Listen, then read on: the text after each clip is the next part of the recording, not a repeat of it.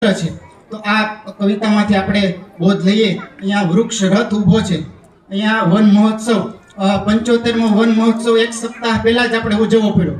શા માટે કે આપણે પર્યાવરણને એટલું બધું નુકસાન કર્યું છે કે ભારતની સરેરાશ જે જંગલ વિસ્તાર છે એમાં ગુજરાત છે ઘણું પાછળ છે।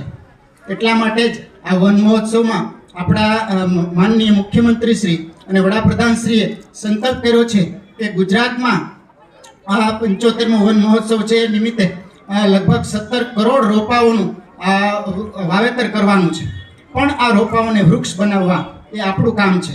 આપણી દેશભક્તિ ફક્ત સરહદ ઉપર જ નથી, આપણે અહીંયા રહીને પણ આપણી દેશભક્તિ છે એ બતાવી શકીએ। કઈ રીતે કે પર્યાવરણને નુકસાન ન કરીને પ્લાસ્ટિકનો બને એટલો ઓછો વપરાશ કરીએ, વૃક્ષો વાવીએ જ્યાં જગ્યા હોય ત્યાં, તો પર્યાવરણના રક્ષણ માટે આપણે કટિબદ્ધ થઈએ એવા આજના દિવસે સંદેશ।